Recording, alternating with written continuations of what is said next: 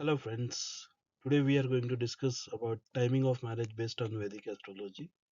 And in this video we will learn means which Mahadasha and Antardasha can bring this marriage. I know that there are many queries do come up. That means people want to know when they are getting married, and there are so many videos or so many different type of information is available, and most of them are authentic information, but still means because of abundance of information is available, it's really hard to find which method is correct and which method we should follow to find the accurate timing of marriage. But here we are not finding a particular day or anything. Just here we are just discussing about which Mahadasha or Antadasha can bring marriage. So there are so many ways to find out those Mahadasha and Antadasha. So we'll quickly just go through those combinations, which are these combinations which are easy to remember. And some of those combinations are means you'll have to find out the Tithi Lord first.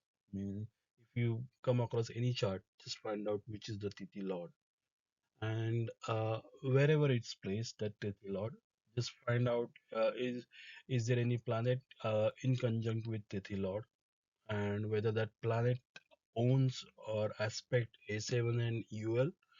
Then during that Mahadasha, marriage can take place. Mahadasha or Antadasha, marriage can take place. Suppose if the Tithi Lord is Moon, and Moon is conjunct with any planet like Rahu, Saturn, and which owns A7 and UL. So A7 is the Dharapada and UL is the Upapada. So as per Gemini astrology, you will have to find out where is A7 is placed or UL is placed. Nowadays, means in all softwares that UL and A7, you can see that where it's placed and which Rashi is placed. So it's easy nowadays. Once means once you see that, it's easy to find out. Just a simple combination. Find out Peri Lord and whether see whether it's aspecting A7 UL. If it's not aspecting, check whether the Tithi Lord is it conjunct with Mahadasha, and Mahadasha owns UL and A7.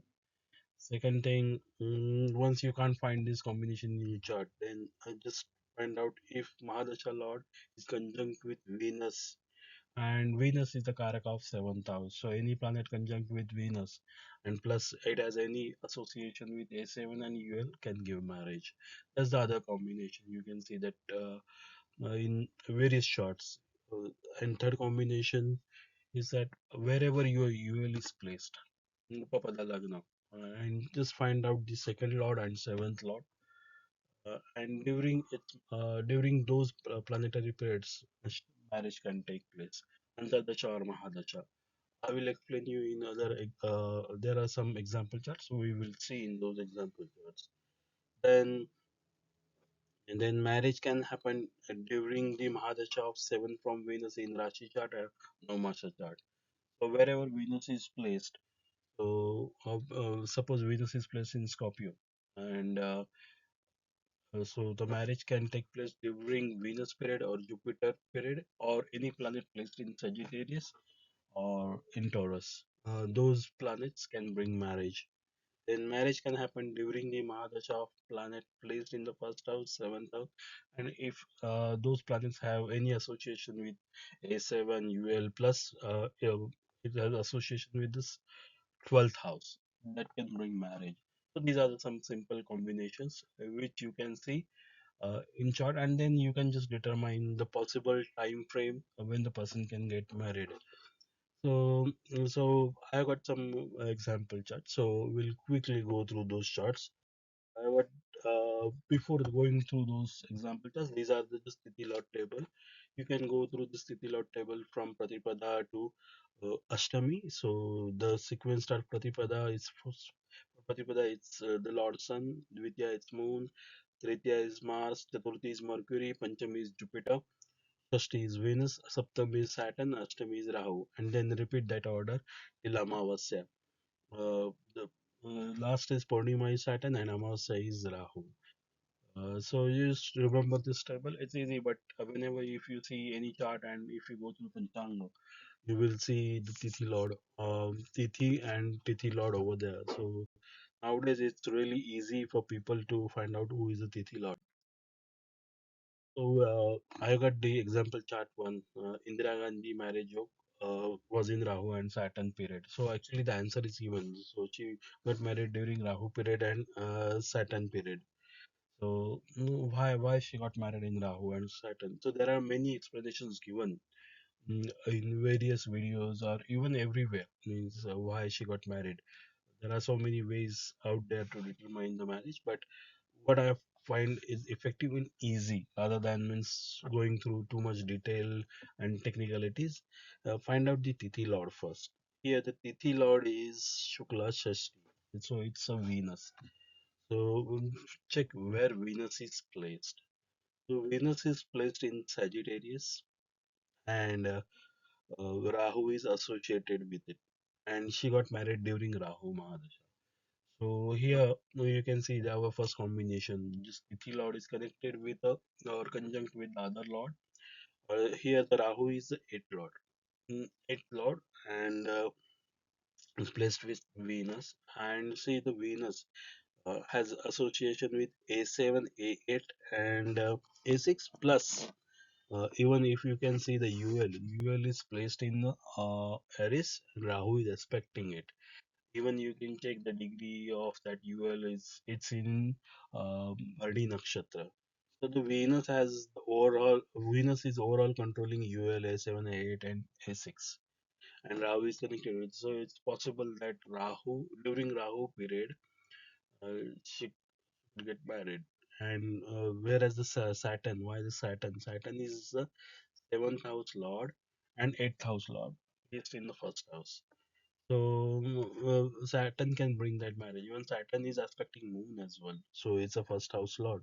So there is a desire. Whose desire? Means Saturn is the spouse. So means so Saturn was aspecting Moon. So obviously there was a desire to get marriage, and the eighth lord is aspecting seventh house.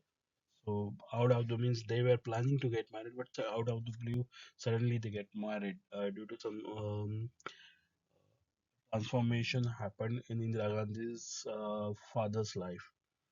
So it's easy now.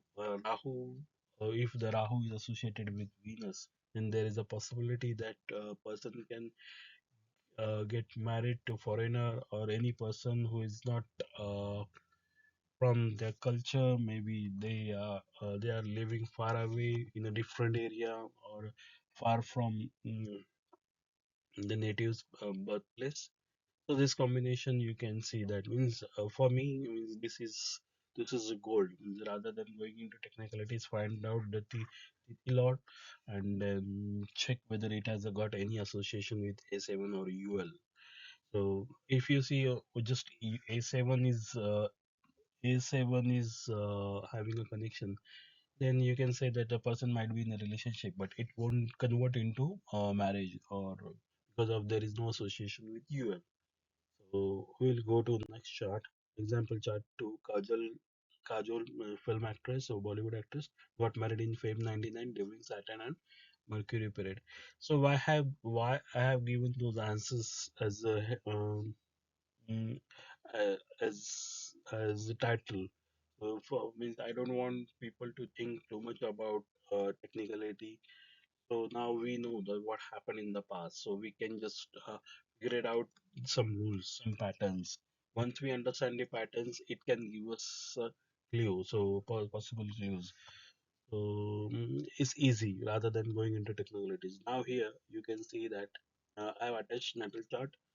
I have attached the detailed chart because Kajol and Ajay Devgan both were colleagues and just worked together in various films before they got married. So here you can see that Kajol has got that Aquarius ascendant, whereas the Saturn is placed in the fifth house. So, so there is a possibility. The fifth house is the house of romance and everything, and where the A7 is placed in the fifth house. So you can see that this. A7 is there along with Venus. So Saturn is associated again, means A7 is there and Venus is also placed in Gemini sign. So that's plus point. Whereas the Mercury, which is the fifth house lord, so you can say that the fifth house is so much active. So obviously, this time frame the person must have a really romantic life or got into a beautiful relationship. And Mercury is the lord of fifth, placed in the sixth house. So it's so from A7 it goes into A next house. So that's again I can see the lab or it's the plus factor for Mercury. So there is so that's a good combination. A7 and C. So here the fifth house is got activated. Now, if you see here the Tithi is Krishna Tritiya. So it's Mars. So here the Saturn, I mean, I haven't given any degrees here, but the Saturn is placed in the Mercury sign along with Venus. So though Saturn is not directly associated with the Tithi Lord anywhere, but Saturn is aspecting Mars, Tithi Lord. In natal chart, it's not clear, but Mars is having Upapada Lagna. Mm, but if you see the D10 chart, Saturn is directly associated with Mars, and Mars is a seventh house lord placed in the eighth house along with Saturn. And Saturn here, the Saturn is aspecting Venus, whereas the Mercury is the fifth house lord placed in the first house.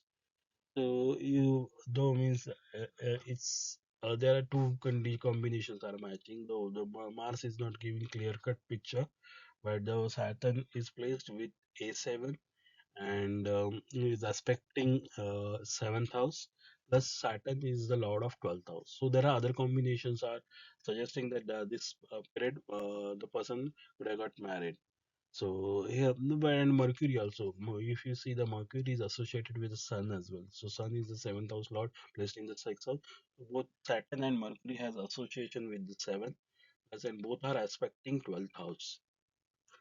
There are other combinations, though directly Tithi Lord is not giving, but other combinations can suggest that okay, this is a perfect time where a person can get married. Mm. So we'll go to the next chart. Example chart 3. Rajiv Gandhi got married during Moon and Jupiter period. So we know that Rajiv Gandhi has got a unique chart where the mm, four planet placed in the first house, along with Jupiter and Moon. Jupiter is the lord of eighth house and fifth house placed in the first, and whereas the Moon is the 12th lord also placed in the first, and along with Sun and Mercury. So, so the four planets in the first house, and he had that Shukla Dvitiya as a Tithi, and the Moon is placed in the first house. So if you check A7, A7 here, UL is in Mercury, and see where is A7 here.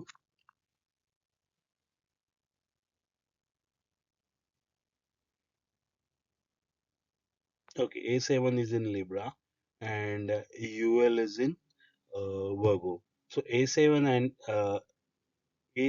and UL both are placed, uh, both have association with Tithi Lord, and Venus is also placed in the first house, and Venus is associated with Tithi Lord as well. So that's why the moon has capacity because moon itself is a Tithi Lord and associated with Venus and Mercury.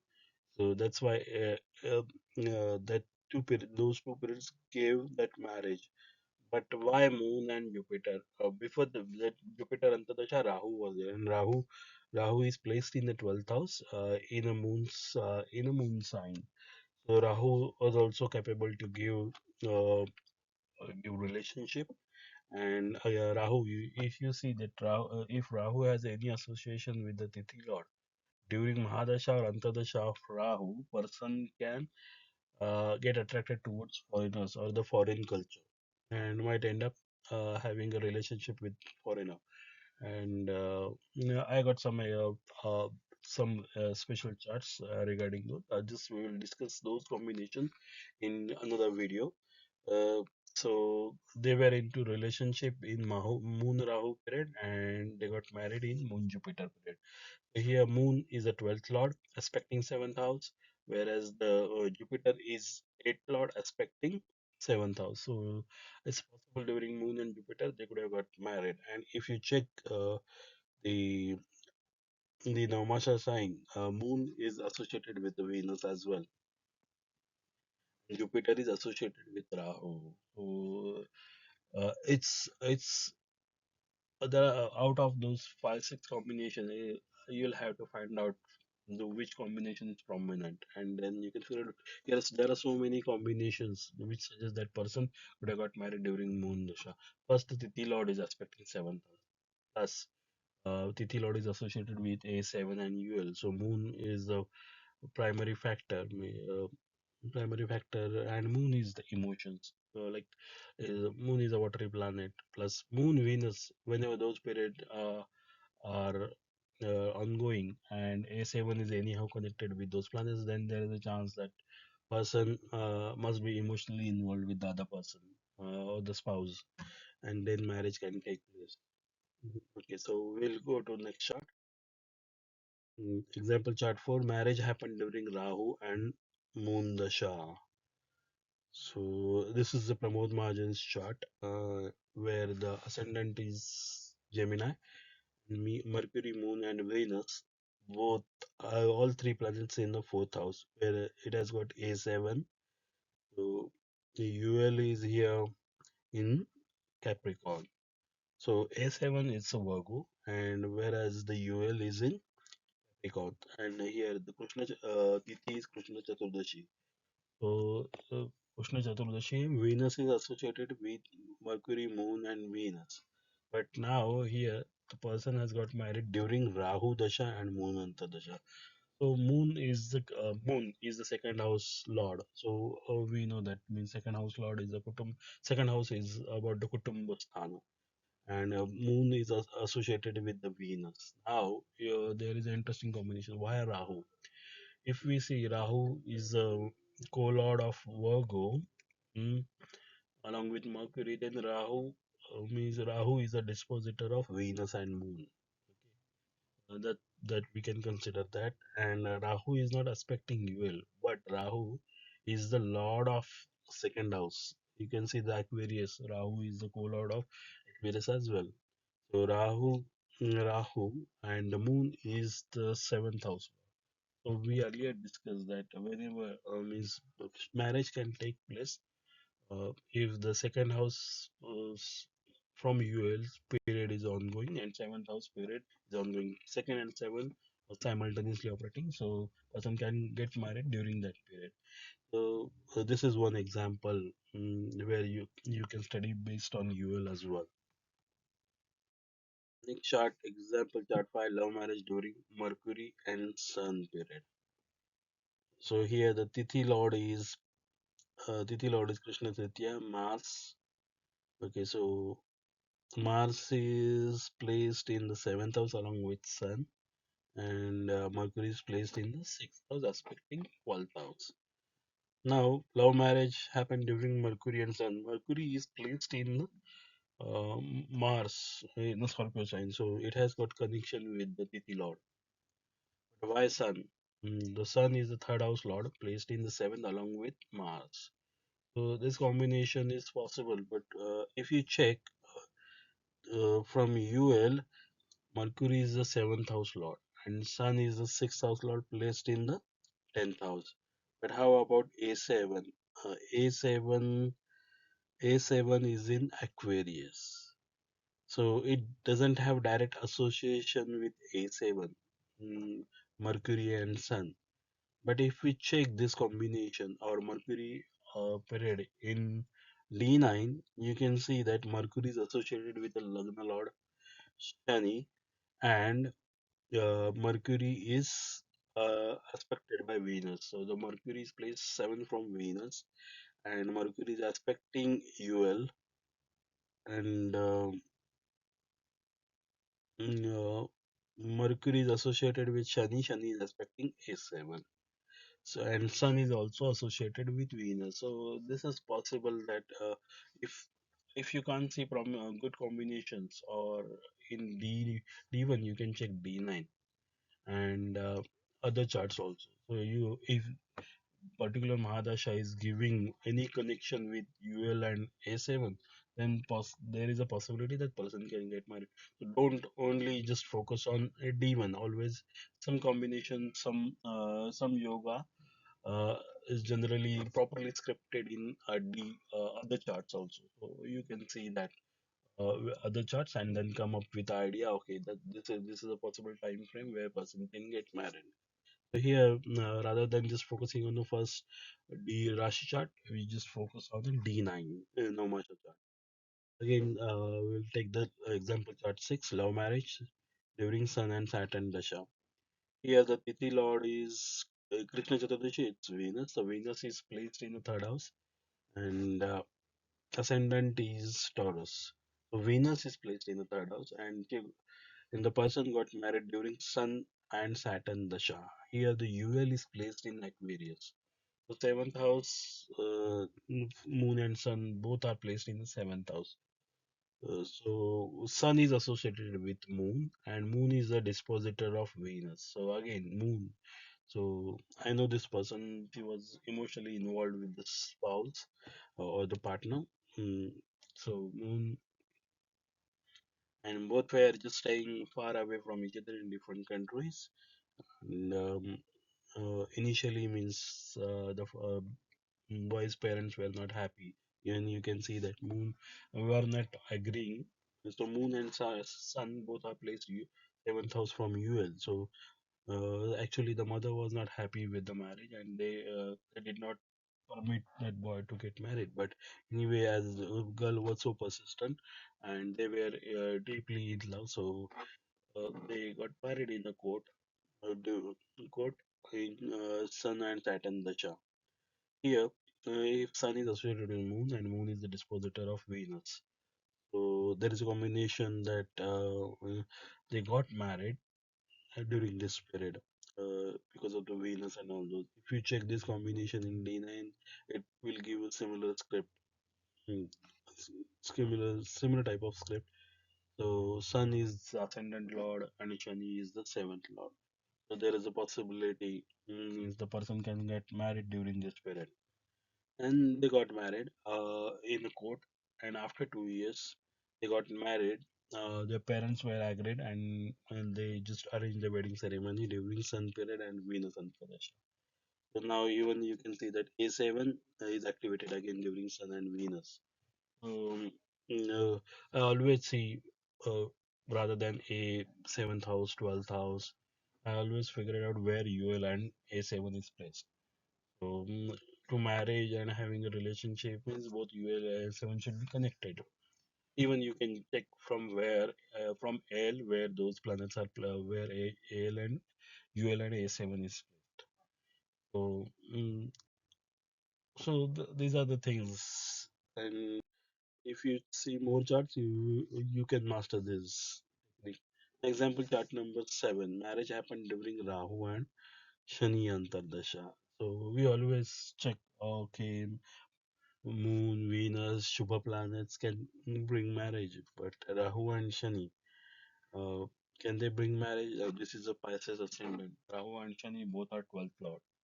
So again, the 12th lord's importance is also there. Means whenever we say 7th house lord, oh, oh, the 12th house lords Mahadasha Antardasha also can bring marriage. Here both are 12th house lord, and here the Tithi is Krishna Panchami Jupiter, and both don't have a direct association with Jupiter, but Rahu is aspecting Jupiter, and Rahu is placed in the Jupiter sign. So we understand Rahu. Yes, there is a possibility Rahu can bring marriage, but Rahu doesn't have any association with A7, and Shani is aspecting UL. How can that person get married? And if you check, the UL is placed in the Rahu's nakshatra, and A7, I'm not sure where A7's degree are lying, so we won't get into that. But if we check the D9, Rahu is the ascendant lord placed in the fifth house, whereas the Shani is placed in the seventh house. So one thing is clear: the first house lord, whenever the first house lord goes into seven, during its Mahadasha or Antardasha, person can get married. And from Venus, Rahu is placed in the seventh house, one in D9. So Rahu has a capacity to give marriage as its ascendant lord. Okay, and Shani is another ascendant placed in the seventh house. That's why uh, person got married during this period. Okay, so you will have to find out each combination with which combination is working. If in D1 chart it's not showing promise, check D9. If D9 is not showing promise, and if the person comes to you and asking he has got into relationship at workplace with friend or at school, college friends, then you will see this combination in D24. Maybe you will see this combination in D11 if it's related to friend, mm, and you can figure out whether the person can get married. Anyway, that's those are some simple techniques which I have found mostly working in various charts. You can check your chart or your friend charts, relative charts, see those combinations working. Rather than going into technicality, you find out Tithi Lord, ULA7, and which Mahadasha is owning those ULA7, and then figure it out which is the perfect time frame to get married. Thanks a lot.